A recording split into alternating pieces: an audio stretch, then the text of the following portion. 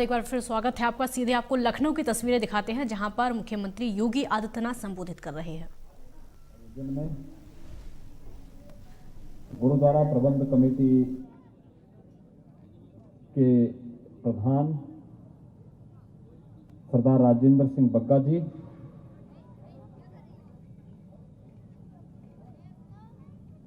गुरुद्वारा प्रबंध कमेटी के प्रवक्ता सरदार सतपाल सिंह मीत जी, लखनऊ की महापौर श्रीमती संयुक्ता भाटिया जी,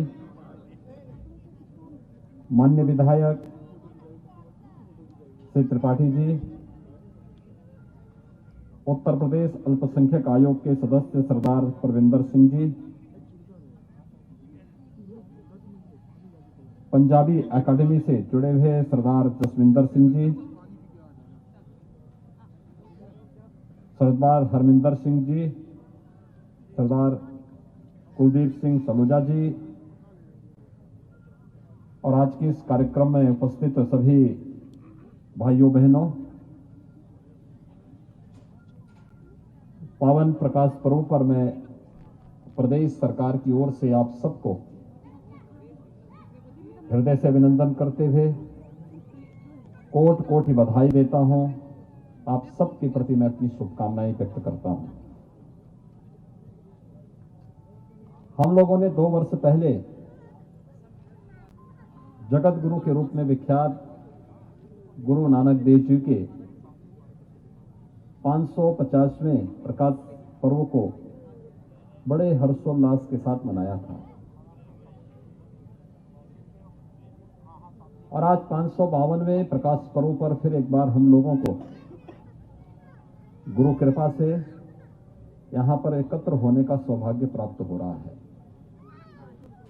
हम सब जानते हैं गुरु नानक देव जी अपनी साधना और अपनी सिद्धि से भक्ति की पराकाष्ठा पर पहुंचे हुए थे। सिख परंपरा के भक्ति से प्रारंभ यह ज्योतिपुंज अंततः गुरु गोविंद सिंह जी महाराज में शक्ति के तेज पुंज के रूप में भारत के उद्धारक के रूप में सदैव स्मरण किए जाते हैं। सिख गुरुओं की परंपरा और अलग अलग कालखंड में सिखों से जुड़े हुए, इस परंपरा से जुड़े हुए, चाहे वह गुरु गोविंद सिंह जी महाराज के साहबजादे रहे हों, चाहे वह सिख राजाओं का इतिहास हो, सिख क्रांतिकारियों का इतिहास हो, इसके बगैर भारत का इतिहास ही अधूरा है।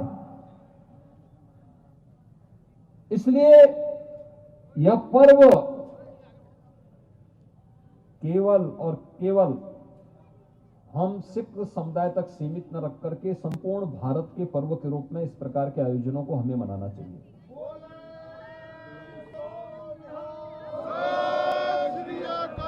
मुझे आज सुबह के प्रातःकालीन सत्र में ही बुंदेलखंड जाना था, लेकिन मैंने कहा नहीं, मैं लखनऊ में हूं, तो लखनऊ में होने के कारण मुझे इस कार्यक्रम में भागीदार बन करके मैं बधाई दे करके 1 ही मिनट के लिए जाऊं, माथा टेक करके, तब फिर मैं बुंदेलखंड के लिए जाऊंगा। भाइयों बहनों, हम सब जानते हैं गुरु नानक देव जी कितने पहुंचे हुए सिद्ध योगी थे, सिद्ध संत थे। आप इसी से अनुमान कर सकते हैं पूरे भारत का, और उस समय जो बृहत्तर भारत था वहां का उन्होंने पैदल ही सत्संग करते हुए, उपदेश देते हुए भ्रमण किया था। एक सामान्य व्यक्ति ऐसा नहीं कर सकता। वे असाधारण प्रतिभा के थे और अपनी सिद्धि का कहीं कोई किसी प्रकार का कोई अहंकार नहीं, लेस मात्र भी नहीं। जो घटनाएं हमारे सामने बार बार आती हैं, जिसका उल्लेख होता है, जब वे काबा में जाते हैं,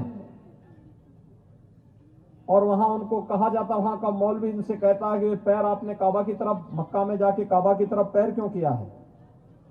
तो कहते हैं भी मेरा पैर उधर कर लो जहां पर ईश्वर न हो।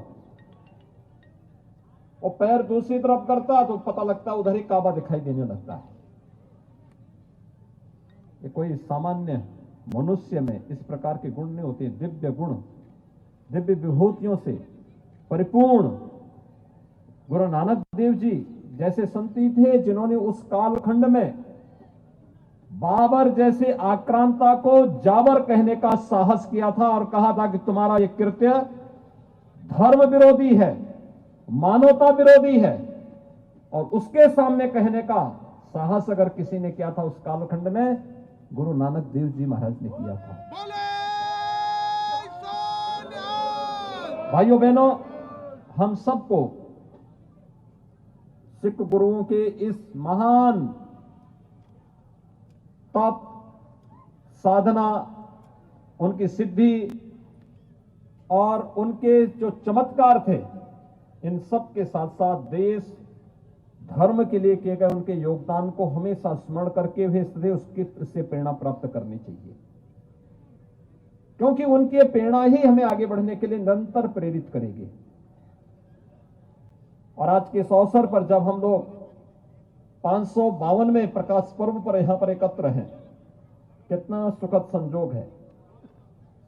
आज प्रातः काल आपने देखा होगा 8 बजे इस देश के यशस्वी प्रधानमंत्री जी ने पूरे देश को संबोधित करते हुए